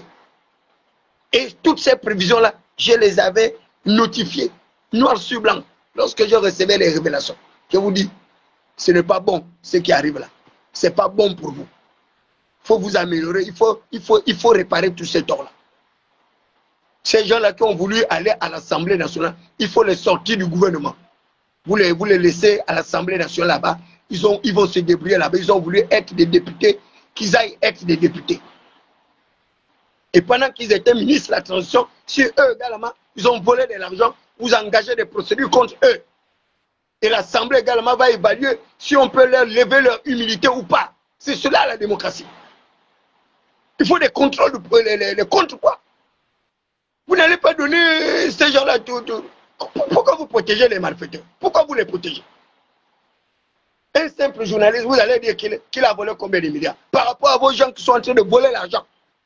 On les connaît, ils volent l'argent dans les mairies, rien, il n'y a pas le contrôle, il y a les poubelles partout. Ils ont fait quoi? Les militaires ont fait quoi? Les poubelles sont là partout. Ils ont levé quelle poubelle? Ils ont le génie militaire, ils ont les agents, ils ont tout, ils n'arrivent pas à lever la poubelle. Sans contrôle, il n'y a rien, ils ont tout. Ils font quoi? Ils ne font rien. Et vous les aidez à être élus, ça va donner quoi? Ça ne va rien donner. Ça ne va rien donner. Vous leur avez donné la possibilité d'agir pendant les 2 ans. Là. Vous avez vu les résultats. Le Conseil économique et social, le résultat est où? Quand on vous a dit de fermer cette entité-là, ça a donné quel résultat? C'est un gouffre à sous inutilement. La médiature, on vous a dit de fermer, vous avez maintenu. Mais la médiature a joué quel rôle? Quel rôle de médiation? Aujourd'hui, le climat est très délétère. Il y a quoi? Vous les avez envoyés convoquer même la classe politique pour débattre sur le code électoral, pour débattre sur la démocratie, pour débattre sur toutes ces mesures qu'ils ont prises pendant leur référendum et autres. Zéro. Le Conseil national de la démocratie, c'est quoi? Ndaou est là et c'est devenu sa maison, son patrimoine, comme vous ne marchez qu'avec les riches. Les pauvres vous importent plus. Alors que ces pauvres-là sont plus nombreux. Ce sont eux qui vous ont protégé. Aujourd'hui, vous les abandonnez. Vos amis sont les riches. Vous pensez que ces gens-là vous considèrent comme un riche? Ces gens vous considèrent comme un entier? Ces gens-là vous considèrent comme un aristocrate, comme un fils de bourgeois? Ces gens-là vous considèrent comme un fils d'esclave? Comme un fils de prolétaire? Ils ne vont jamais vous considérer comme un de leurs. Donc ils vont toujours vous exposer. Ils vont toujours faire le complot du jour comme de nuit contre vous, jusqu'à ce que, un bon matin, vous allez vous retrouver à Mathiamatiengue là-bas ou bien à Chotandala, et vous vous souviendrez de toutes mes paroles. Et ce serait trop tard. Ce serait trop tard. Mais un dirigeant doit écouter son peuple. Ça, c'est quel dirigeant qui brime le peuple, qui matraque sa propre population, qui la flagelle en lieu et place. C'est pas croyable. Je ne comprends pas ce genre de gouvernance. Je ne comprends pas. Vous n'allez pas dire que vous allez encore apprendre. En étant président, vous avez été à côté d'Omar. Vous avez vu comment Omar manageait. Comment Omar préservait la paix. Il préservait les équilibres dans un écosystème. Il faut la biodiversité. On parle de biodiversité. On parle du courant alternateur. Le courant alternateur. Vous avez les conducteurs, vous avez les isolants. Mais vous avez tout pris, rien que les isolants. Dans un régime politique totalité. Lorsque vous prenez rien que les isolants, vous pensez que vous allez avoir quelle alternative? Quelle alternative vous allez avoir? Il n'y a rien. Et ces gens-là vont vous avoir à l'usure comme ça. Ils vont continuer à chanter avec vous. Oye, oye, oye. Mais derrière oye, oye, oye là, quand ils rentrent chez eux, ils disent que oh, mais lui là, il n'est pas à la hauteur. Hein? On pensait qu'il aurait pu faire mieux. Kalibongo n'y va. Mais finalement, c'est Ali qui avait raison. Et ils vont rire de vous. Il faut envoyer vos gens dans les quartiers. Vous allez voir comment ces gens-là se moquent de vous. Comment les mêmes gens que vous avez mis en haut, ils disent partout dans les quartiers que vous n'êtes pas à la hauteur. Que vous ne vous en sortirez pas. Comment vous allez, en plein processus de transition, vous allez vous endetter autant. Vous allez augmenter la dette comme ça là. En pleine transition, au lieu de réduire le train de vie de l'État, vous augmentez ce train de vie, vous leur laissez gaspiller l'argent, faire n'importe quoi. Ah! Et vous pensez que vous allez vous en sortir comme ça? Les grèves partout, mais les grèves arrivent. Hein. Les grèves arrivent. Parce que quand la misère va frapper les gens là, mais y a pas, vous aurez les grèves. Et les militaires vont contenir certains, mais il y a d'autres qui ne pourront pas contenir. Et dès qu'il y a un mort ou deux morts là, c'est fini. L'affaire est gaspillée. Et les militaires là, vous ne savez pas que parmi ces militaires là, il y en a qui sont contre vous. Il y en a qui sont. Vous pensez que tous sont contents. Que c'est tous les militaires là qui ont mangé l'argent pendant la transition. C'est tous qui ont construit les châteaux, c'est tous qui ont eu les milliards. Même les agents de troupes aussi, et ils ont eu l'argent. Mais vous-même là-bas, vous ne direz pas que je ne vous ai pas avisé. Moi je suis là, je suis le fou du roi, moi je vous avertis toujours. Si les gens ont peur parce que vous allez envoyer les gens les mettre en prison, moi je n'ai pas peur. Même en prison, je continuerai à vous conseiller parce que vous ne savez pas ce qu'on fait. Nous on prie pour vous de jour comme de nuit. On prie même beaucoup plus pour vos enfants et votre famille que vous-même parce que vous n'écoutez personne. Vous n'écoutez personne, vous êtes déjà rentré dans l'ivresse du pouvoir. Et donc, que vous êtes dans l'ivresse du pouvoir, c'est fini. Vous avez les oreilles qui n'écoutent plus, et puis c'est terminé. La Bible claire, la Bible dit que je frapperai leurs chevaux d'aveuglement, d'égarement et de tourdissement d'esprit. Je frapperai leurs chevaux d'aveuglement, d'égarement et de tourdissement d'esprit. Dans tous les pays du monde, tous les États le savent. Lorsqu'on veut déstabiliser un dirigeant, on l'isole d'abord à partir de sa population. On fait en sorte qu'il prenne des décisions impopulaires. Et une fois la population l'a rejeté, en ce moment maintenant les gens opèrent. Vous avez opéré parce que la population avait déjà rejeté aller. Mais vous êtes sur les mêmes traces d'aller. Puisque la population, la plus grande population, vous a déjà rejeté.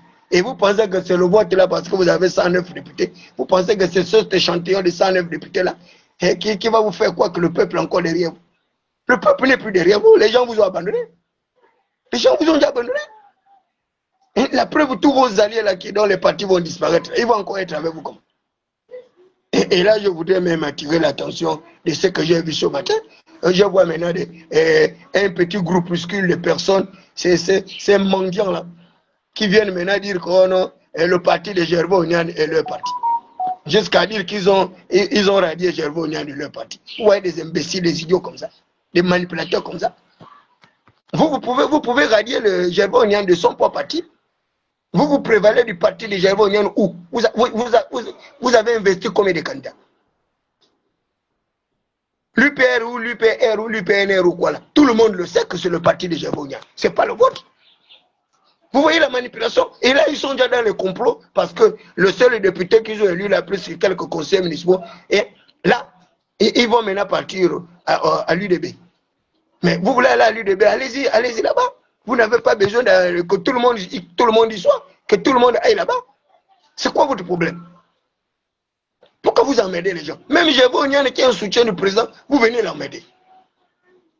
Ce type-là vous a fait quoi? Oh non, Gervais Onian est radié ou suspendu du parti. Ça ne vous va pas dans votre tête. Vous êtes des gens normaux. Vous êtes des gens réfléchis. Ce parti-là, vous êtes sûr que c'est votre parti? Gervais Onian était candidat au compte de ce parti-là à l'élection présidentielle. Il était candidat.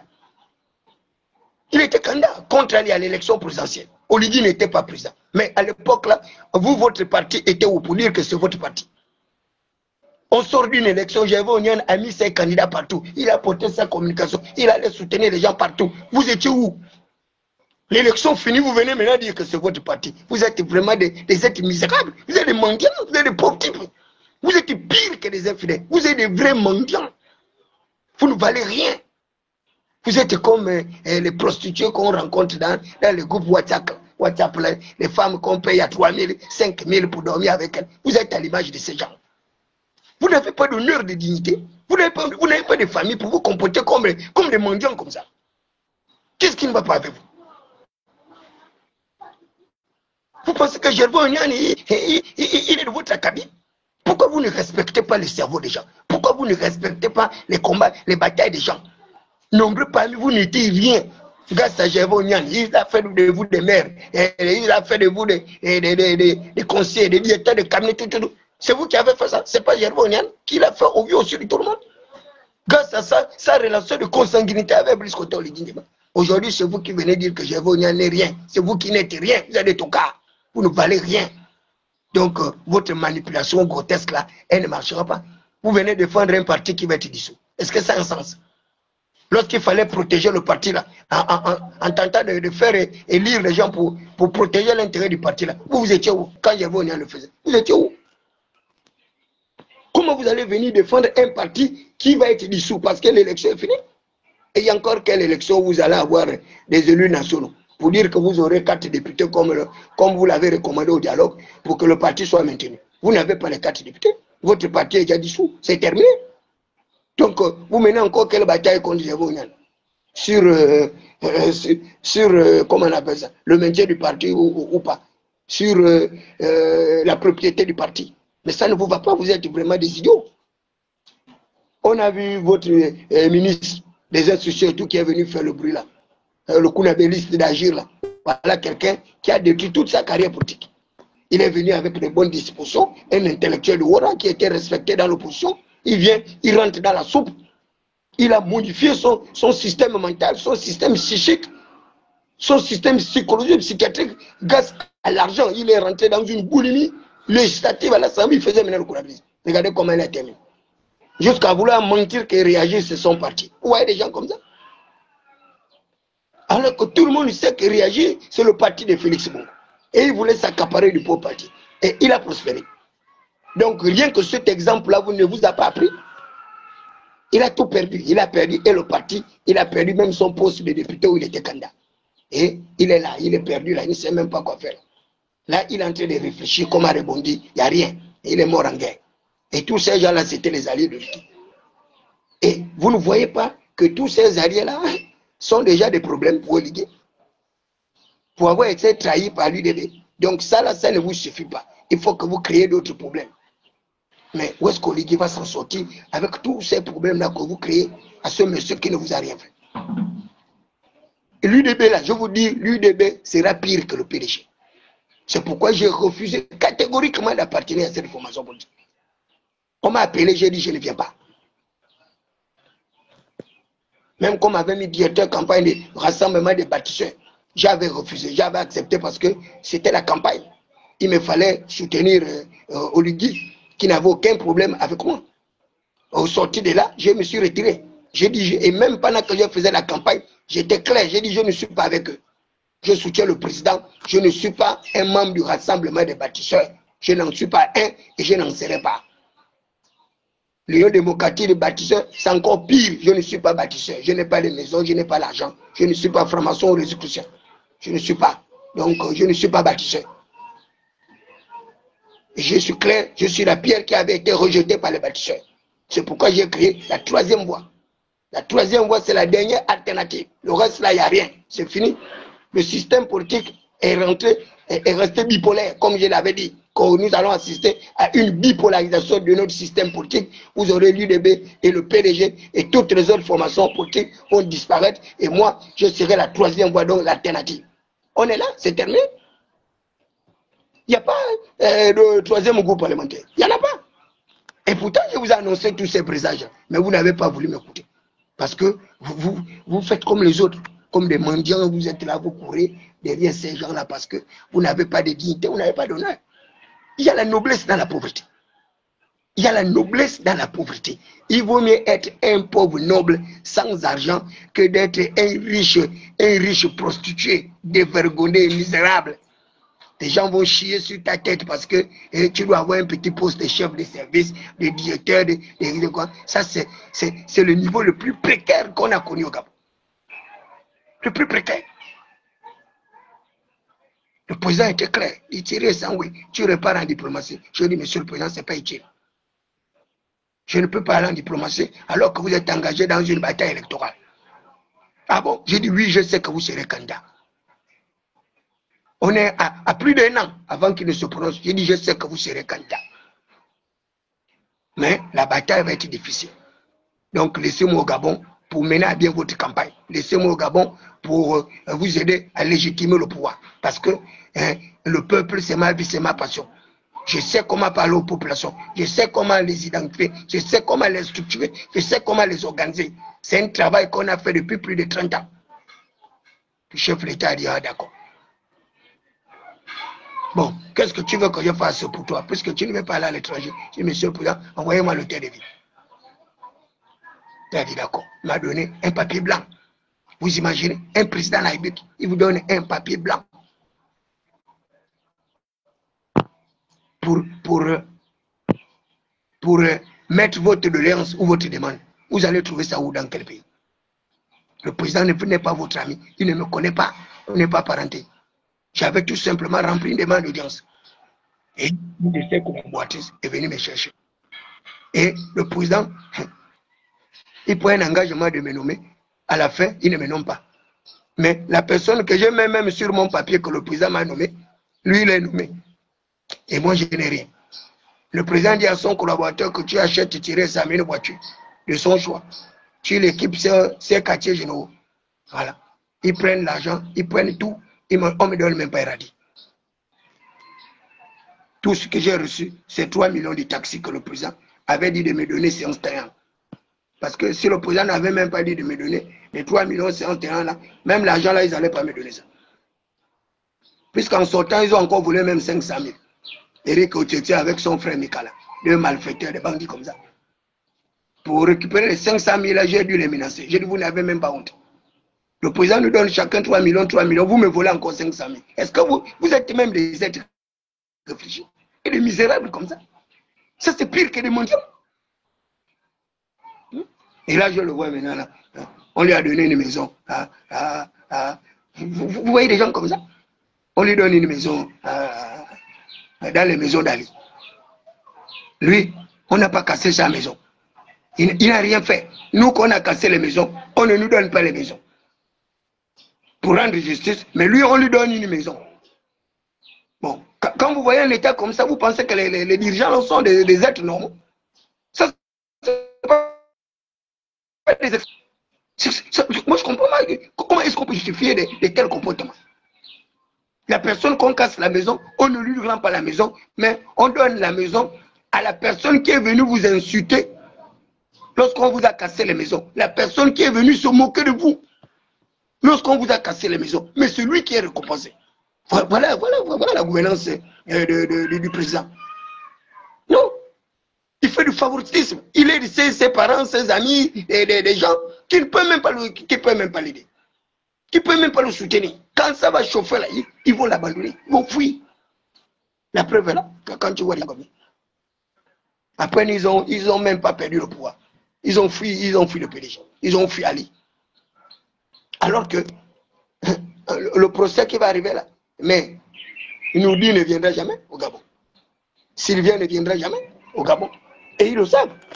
Parce que si Sylvien vient, si Noudi vient, mais le nom de la cruche va sortir sur le détournement de fonds publics. Et le nom de tous les amis de la cruche là vont sortir. Même le nom des agents de force de défense et de sécurité qui sont. Ça va sortir. Pendant la transition, mais est-ce qu'on ignore que vous avez pris l'argent de ces gens? Que vous avez pris leur maison, vous avez pris leur voiture. Mais vous pensez que vous allez vous en sortir? Il faut arrêter de faire du mal aux gens. Moi, tous les jours, je vous dis, arrêtez de faire du mal aux gens. La Bible dit que la pierre retourne vers celui qui la roule. La pierre retourne vers celui qui la roule. Celui qui brise une muraille sera mordu par le serpent. Celui qui brise une muraille sera mordu par le serpent. C'est à cause de ça, je disais à la cruche, arrête de faire du mal aux gens. Arrête. Le pouvoir là va se retourner contre toi. Arrête de faire ça. Parce que tu vas le payer très cher. Vous avez vu là où c'est retourné. J'ai dit à Noudine, arrête. J'ai dit à Yann Koudje, j'ai dit arrête de faire ce que tu fais là. Le ministre Massassa, c'est pas il l'a abandonné. Combien ont mangé l'argent du ministre Massassa, le ministre Petro? Je suis allé à 2 reprises à son cabinet. Demander une audience pour lui dire d'arrêter de faire attention. Il ne m'a pas reçu. Il est maintenant en prison comme un rigolo, malade. Il n'y a personne qui s'occupe de lui. Personne ne fait même un direct pour lui. Pour demander au président que, monsieur le président, pardon, il faut le sortir. Vous avez sorti tous les autres. Mais lui, il fait quoi là-bas? C'est maintenant lui le bouc émissaire qui est resté là-bas en prison. Ils ont fait les directs pour faire sortir celui qu'ils appellent le héros, que je ne peux même pas considérer l'héros, qui a fait un coup d'état, qui a raté. Et voilà le pauvre monsieur, il est en prison. on ne le juge pas. Vous voyez les gens comme ça? Vous pensez que ça c'est un pays où les gens sont normaux? Le petit, il a tué quelqu'un là-bas. Erwan Siadou, une pauvre fille. Sa mère pleure l'enfant jusqu'aujourd'hui. Ils l'ont condamné par coutumance, comme le dit là. Un procès sans là. Vraiment, le Gabon, vous faites honte. Et Ngonjo est venu là, avec ses grosses théories, un gros français qui ne sert à rien. Oh non, on va appeler l'Interpol, la coopération judiciaire internationale, un mandat d'arrêt est décerné contre n'importe quoi. Quel mandat d'arrêt? Je vous avais bien dit que ces gens-là étaient des incapables. Erwan Siadou est là-bas en France, il danse chaque jour. Et il passe dans les réseaux sociaux, il se moque de la pauvre famille qui a perdu son enfant, il se moque de la justice, il n'y a rien. Après, il ne s'arrête pas là. Il est reparti en France. Oh non, on va rapatrier les extrémistes politiciens gabonais en France, les pseudo asilés, exilés et réfugiés politiques. Vous voyez des gens comme ça? Ils pensent même que la France, c'est le Gabon. Que la France, c'est un territoire outre-mer, comme une province du Gabon, où ils vont réfléchir aussi bêtement comme ça, stupidement. Quelqu'un casse les urnes là-bas, un Gabonais, il déchire les bulletins de vote. Voilà. Et on porte plainte au type, au commissariat. L'affaire est classée sans suite. Mais lui, il n'est même pas candidat. Celui qui a cassé là-bas, il n'est même pas candidat. Mais celui qui est candidat ici, dont on a fait disparaître les bulletins de vote, on n'a même pas repris l'élection. Parce qu'il a déchiré les bulletins de vote, il a jeté l'urne au sol, on l'a mis en prison. Vous voyez des gens comme ça?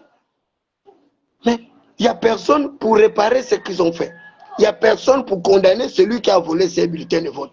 Il n'y a personne pour dire où sont passés ces bulletins de vote. Vous voyez des gens comme ça? Ça, c'est l'État, ça? La loi est claire. Un juge qui refuse de juger commet un déni de justice. Voilà les juges là, qui refusent de juger. Eux-mêmes, ils ne sont pas emprisonnés. On met quelqu'un en prison, il n'a rien fait. C'est une règle de droit élémentaire. Ce sont les faits qui sont générateurs d'actes juridiques. Les faits. On étudie d'abord les faits.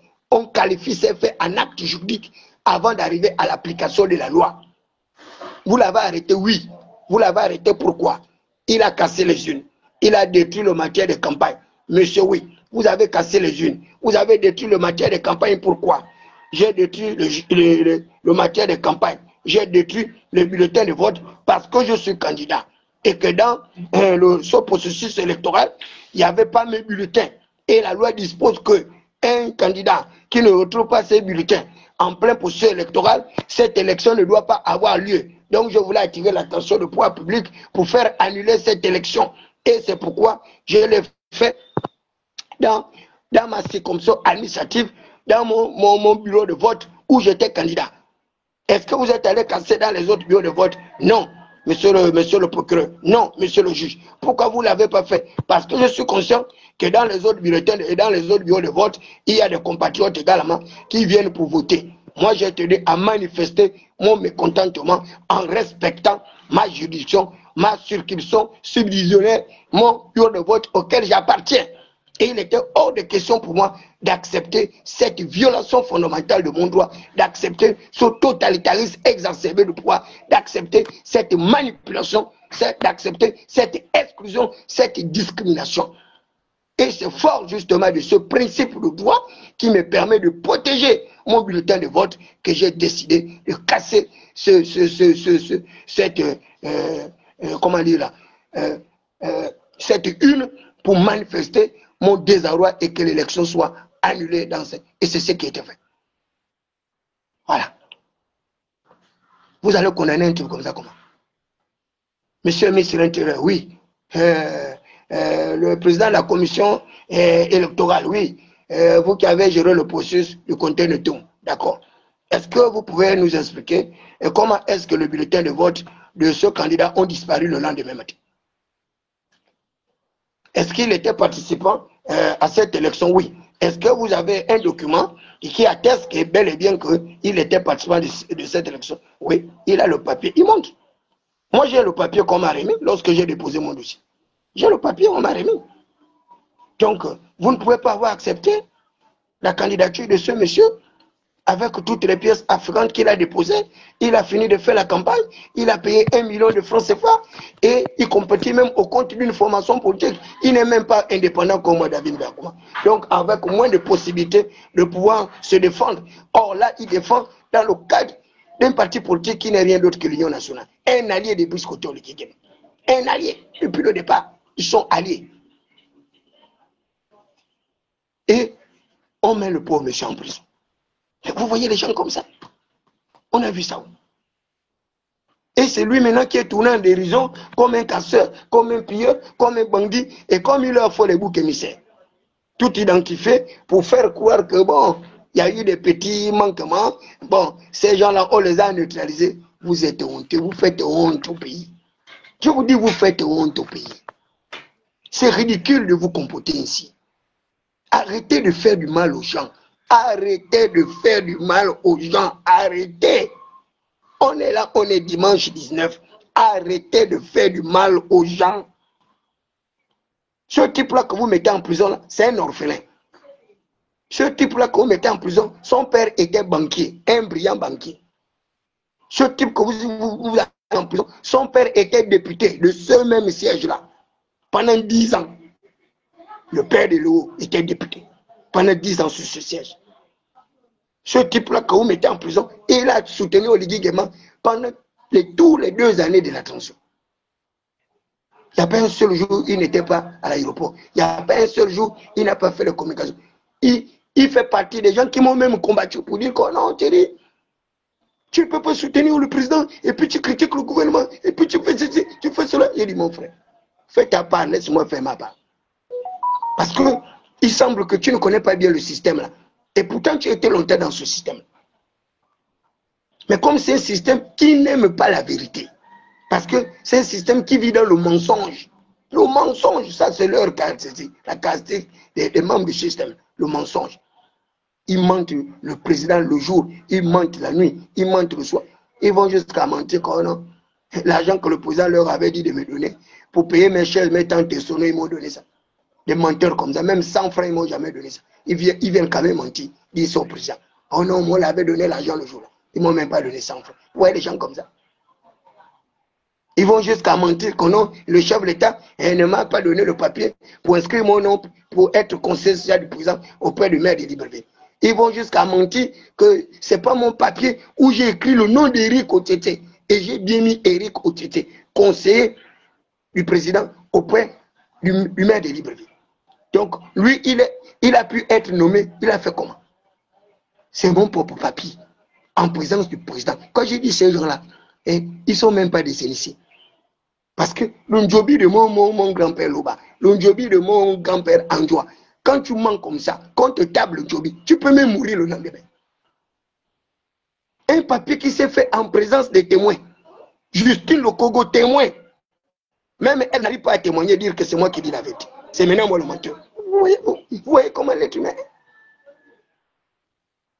Le capitaine Otélé, que le président a donné des instructions fermes pour s'occuper de moi, il ne reconnaît plus que le président lui a donné des instructions pour s'occuper de moi. Mais, capitaine Otélé, vous, quand vous êtes allé me donner la starlette là, vous m'avez donné la starlette là, avec quelle instruction, avec quel ordre? C'est avec votre argent, vous avez payé cette starlette neuve là. Aujourd'hui, vous êtes commandant, c'est avec votre argent que vous avez payé la starlette là.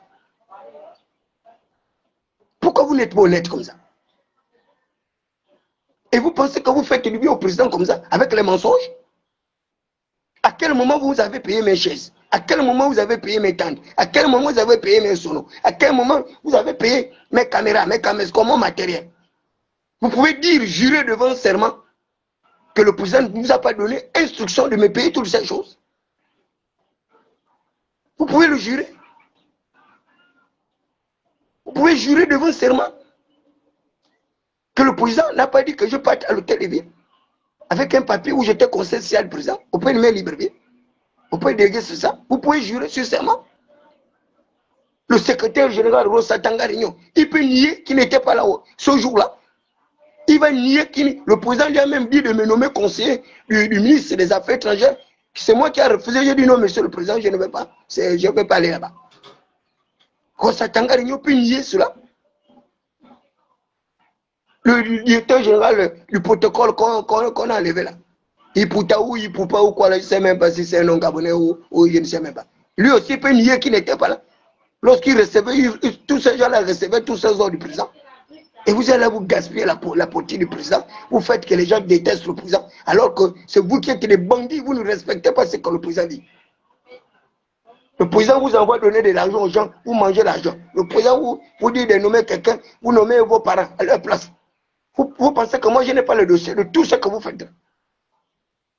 Vous voulez que j'appelle toutes ces personnes que le président a donné des instructions pour être nommé et vous avez mis vos parents à leur place. Vous voulez que j'ouvre cette boîte de Pandore là. Mais vous êtes en train de vous amuser. Vous pensez que moi je suis un mendiant pour faire ce que vous faites là. Vous pensez que ce que vous faites là, vous faites du bien à qui? Vous faites du bien à qui? Vous êtes des plaisantins. Je dis bien, vous êtes des plaisantins. Avant vous, j'ai été reçu par Omar Bongo Débat à plusieurs reprises. Vous entendez? Avant vous, j'étais reçu par Omar. Avant vous, j'avais 5 décrets du chef d'État Omar Bongo Débat. 5 décrets. Omar envoyait les gens pour m'appeler, pour me consulter, pour demander mon avis.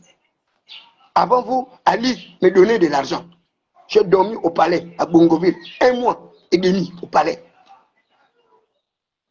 Grâce à la fille du président, Malika Bongo, qui est d'ailleurs ma nièce, du côté de Logololo. Et avant vous, je suis un protégé du système.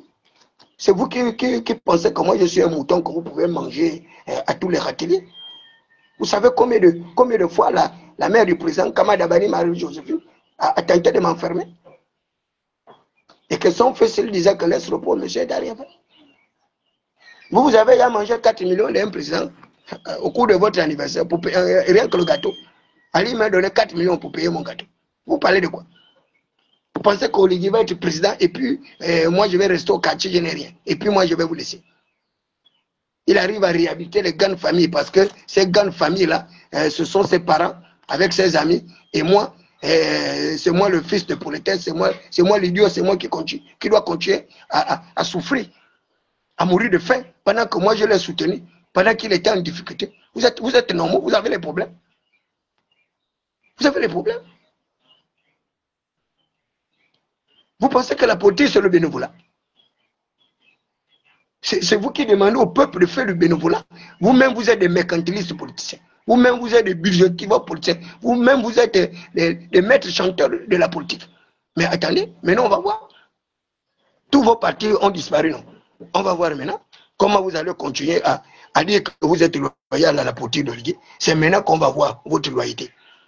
C'est pas parce que, monsieur le président, comme on n'a pas eu les élus, il faut qu'on modifie la loi pour dire que les partis politiques vont continuer à exister, même s'ils n'ont pas eu d'élus. C'est faux, on ne va pas accepter ça.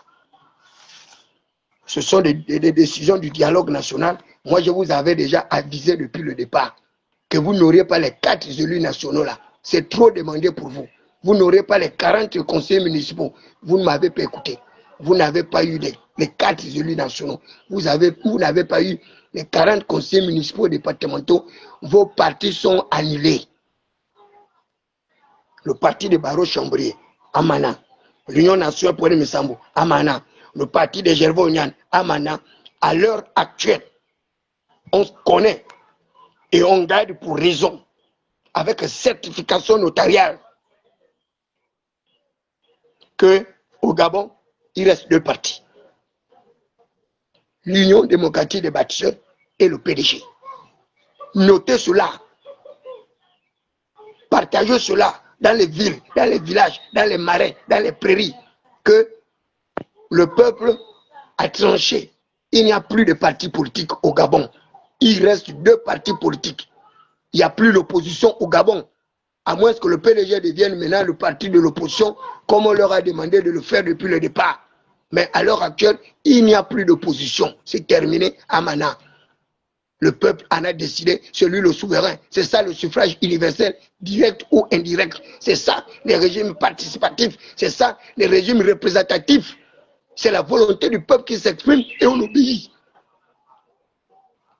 Donc il n'y a plus de réunion. Où je vois les gens, oh non, Billy nous a convoqué la réunion du parti, il n'y a plus.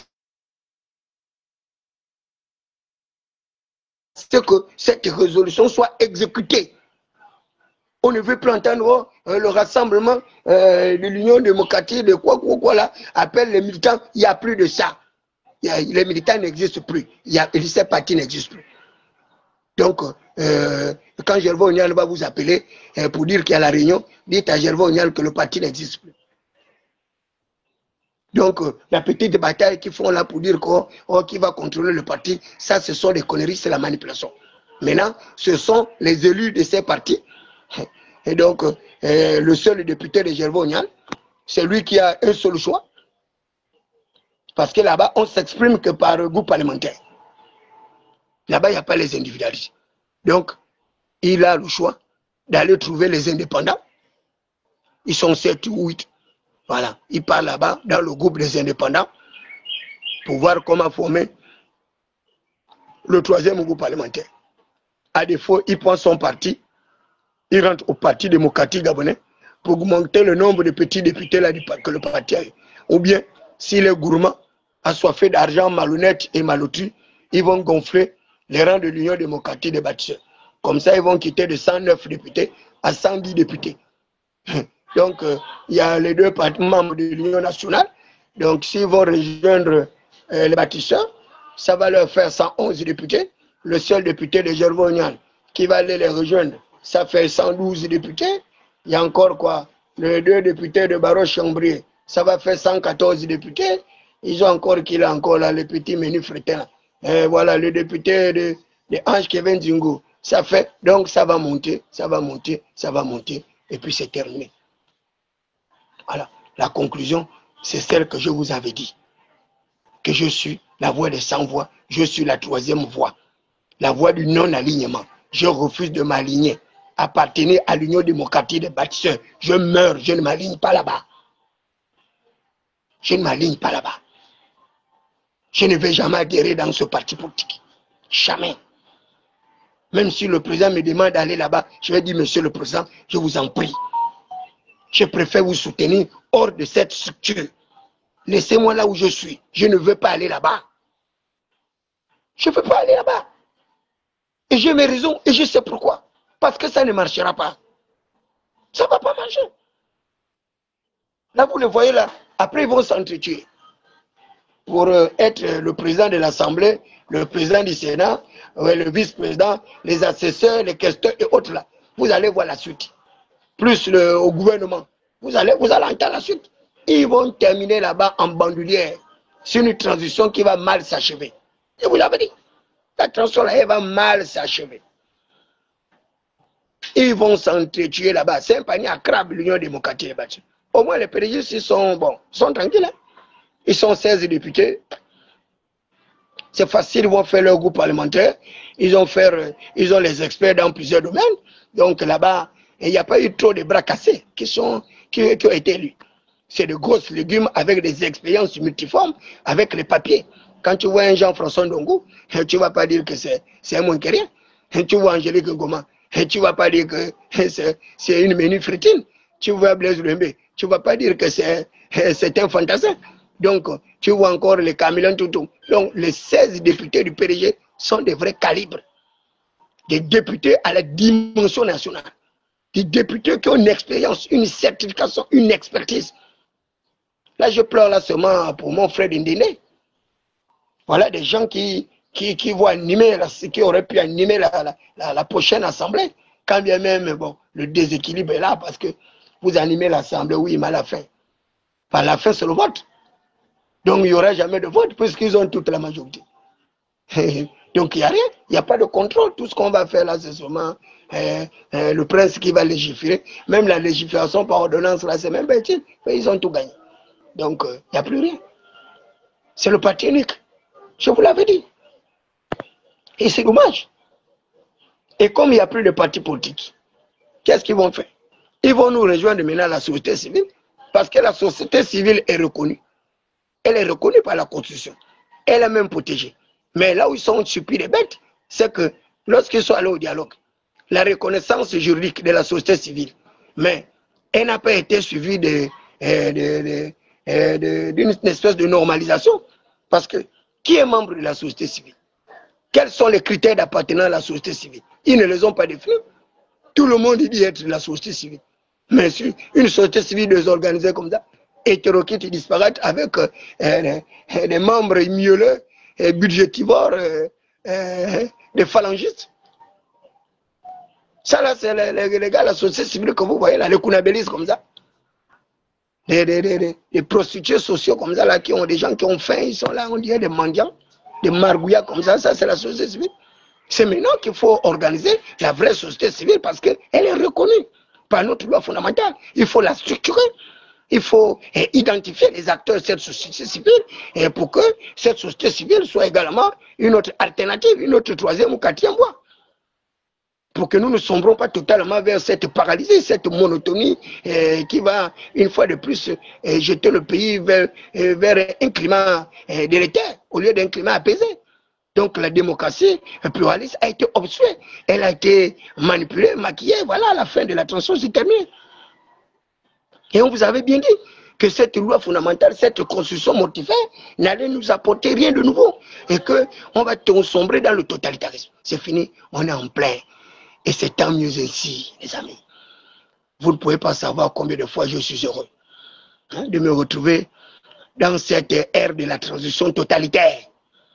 Dans cette ère de la transition caractérisée par l'absolutisme du pouvoir, caractérisée par la plénitude du pouvoir par un seul homme qui va régenter tout, qui va donner les ordres, qui va les faire exécuter, qui va contrôler ses propres ordres qu'il donne et qui va les faire exécuter. Voilà, donc un seul homme qui est au cœur de tout le système politique que nous sommes. Et c'est bien fait comme ça. Donc le chef d'État doit remercier le peuple gabonais. Voilà. De cet amour inconditionnel, tellement les Gabonais aiment le chef de l'État, qui lui ont donné tout le pouvoir, des amis. Donc, monsieur le président, c'est mon Dunguru, mon héritier, celui qui va prendre tout mon cerveau. Mais cherche d'abord mon pantalon là-bas, oui, je crois. Voilà mon héritier de la transition. Celui-là qui va aller faire les bagarres avec Mukonji. Tu as vu ton oncle Mukonji là, hein? Tu vas aller, tu vas faire les débats avec lui sur les plateaux de télévision là-bas. Celui qui soutient Oligui Nguema là-bas, son ami. Hein? Celui qui t'avait payé le gros carton de boîte de lait là. Il faut lui dire bonjour. Tu dis que il faut qu'il vienne te payer ton carton de boîte de lait. Hein? Tu vois, Alexandre Mukonji. Bon, donc, très chers compatriotes, merci encore pour ce coup de gueule, mais de grâce, dites aux autorités de libérer Léon Zebiegué. C'est pas utile, la campagne est finie, le vote est fini. Ça ne sert plus à rien de jouer à ce jeu-là. Voilà, dites également au patron, Mbouskoto Oligui Nguema, de faire libérer le directeur, les cas ou quoi là, le journaliste là, c'est pas utile. Hein? Les marchés de gré à gré ont été amplifiés lors de la transition. Donc, si vous rentrez dans ce jeu-là, c'est que vous allez faire arrêter tout ce monde.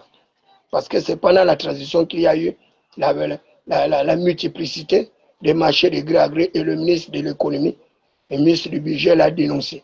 Et que ça a plus de 80% qu'il y a eu des passages des marchés de gré à gré. Et même vos propres frères sont dedans, sur le président. Tout le monde le sait. Vos propres frères ont participé à ces passages du marché de gré à gré. Eux-mêmes aussi, ils ont mangé l'argent du pays. On sait comment ils ont fait. Donc, laissez ça. Hein?